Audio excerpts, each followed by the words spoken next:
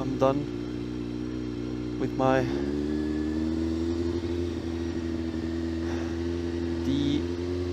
DL Suzuki DL 650 V-Strom. I believe that's right. Man, that was a comfortable bike. Oh, if it wasn't for the windscreen and the little bit scary foot pegs. I'm used to the pegs being sort of far back, so it's easy to get your feet down. Like he said, the salesman said, it's something you get used to. I'm very used to having full control on my of my feet.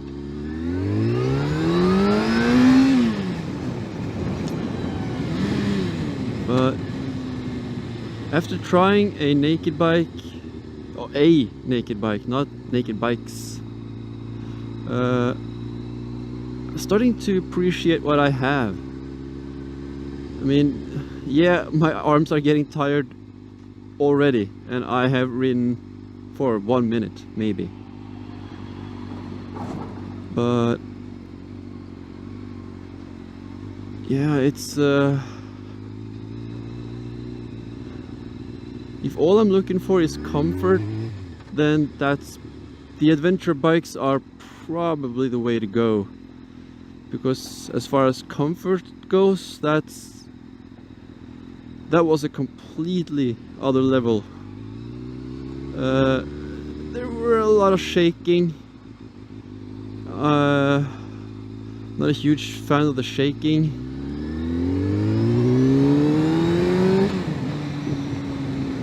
But that's something I expected before I even started. I mean, it's an adventure bike, it's 2-cylinder. Like I said, in my review video, I'm not sure if it is a 2-stroke or 4-stroke. Probably a 4-stroke. It was surprisingly quiet. I expected it to have more noise.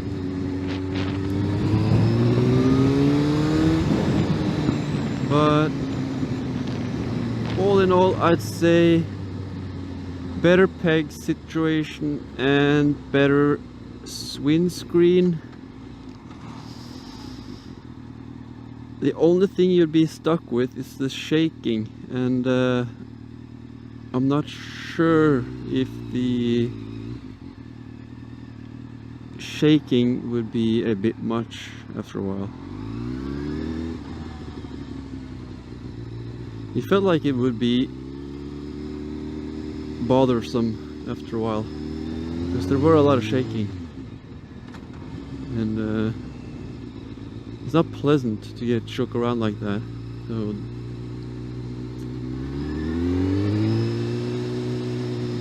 but I'm going to take a quick trip to another dealer and listen to what they have to say. I know they don't have demos, but maybe they have a bike I can at least sit on. Because I am really thinking that the MT-09 is the way to go, and I can barely afford it, and I mean barely, by the skin of my teeth. I will be able to afford it if I put everything I have into it. I won't be able to get any additional stuff like yeah, like bags and that kind of stuff. So I'll be stuck with what I have, or what it is, what's on the bike already. Oh man, I want the power, and I want the torque, and I want the comfort, and you cannot have it all for the price range that I'm at. If I had like unlimited money, I would definitely be able to get basically whatever I wanted, because there are bikes out there that sort of ticks all the boxes. Every person has a bike, but there's just not at my price level, it just, I would guess, compare it to the American and British market, I would be in the somewhere 9,000 range. The bikes here are a lot more expensive, but they come with a 5-year warranty, and ABS is mandatory, and the emissions systems and everything else, so they are more expensive. Also, you pay more the more powerful the bike is. So a 600 is a lot cheaper than a 700, and so on and so on.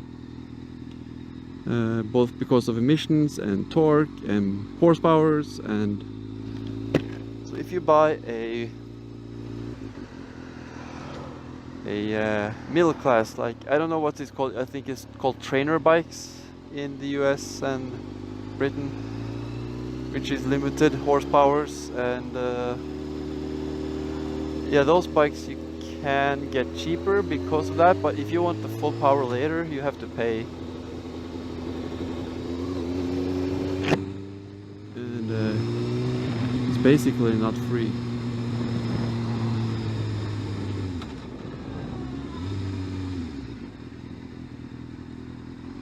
Let's see what they have in the store here.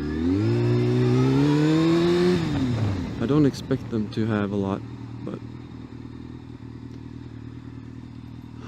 it would be cool if they at least had a display model that I could sit on, because now that I know what I'm going to as far as the wind and stuff, I think I can deal with the wind with pretty much every bike, as long as the wind doesn't hit me on the top of my head. That was like the V-Strom downfall, is that there's a non-adjustable angle, and the height is like this much adjustable like with this much, and yeah, that doesn't work for me. But I'm looking at the Tracer 900 right in front of me. I may have an option to get that pretty cheap. Looking at the lower price than the MT-09 brand new, because I'm going to buy it as a demo bike, or I'm looking at it as a demo bike. But I don't know. We'll see. Back from the dealer, or I'm still at the dealer technically. Yamaha got a I would say I got a fair deal on a 2018 MT-09.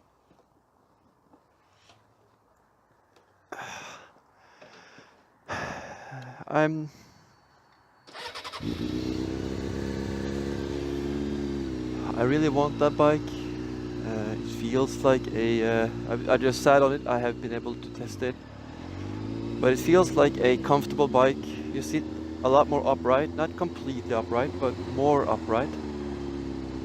And from what I could feel, you could lean forward quite a bit if you wanted to.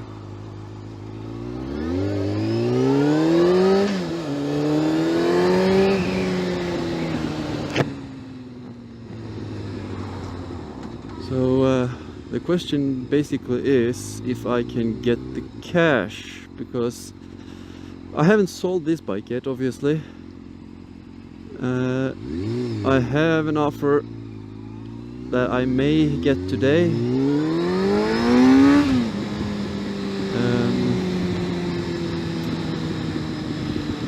I am extremely tempted. However, and this is the big however,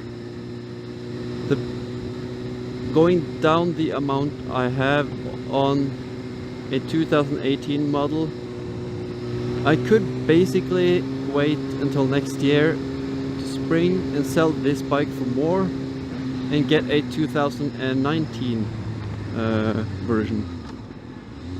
That is an option. An option I have to consider seriously.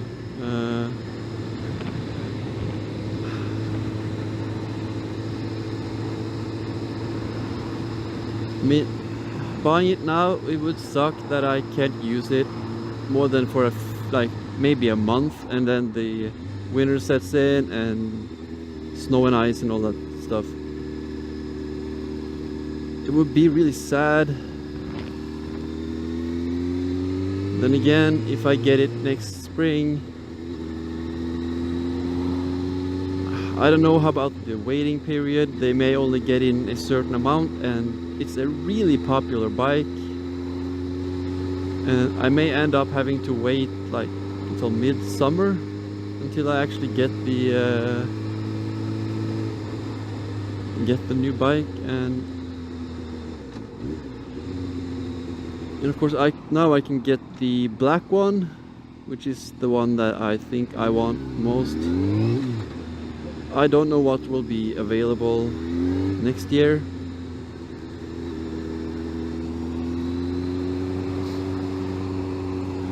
So yeah, it's a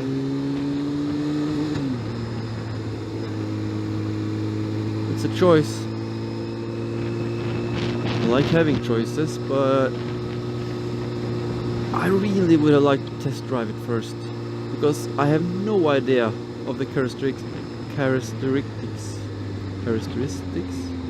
whatever, of the bike. It could be the worst bike I have ever ridden. It didn't feel like it would be bad, and I've heard only good things about it. I've even heard this sort of a hooligan bike, which that is sort of what appeals to me, that you can go apeshit. But then again, if you stick to like a little bit higher gears, it should be pretty tame. And of course you have modes, traction control, ABS. So even though it is a beast of a bike, it shouldn't be unmanageable. I mean, people wouldn't buy it if it was unmanageable. And even though I'm no expert rider, I would say I am sufficiently experienced. I mean, if you can ride a racing or a sports bike, you probably can ride most bikes, because this is the sort of bike that it's hard to resist going fast, and I'm not a fan of going fast, so I want the acceleration. I want the thrill of going 0 to 60 or 0 to 100 kilometers an hour. And I think I'll get more of that on an MT-09 than on even this, because you have to rev this bike so high, and because the gears, if this was geared to do like 200 kilometers at top speed, this bike would be insanely fast from 0 to 100. The fact that it does like 110 kilometers an hour in first gear, that means that you're doing 80 kilometers an hour until you reach, before you even reach the sweet spot of the acceleration. That's at 8,000. The bike has a peak power at 10,000 at torque. If you want the horsepower peak, that's 12,500. This bike at 12,500 is already doing the maximum speed limit in Norway.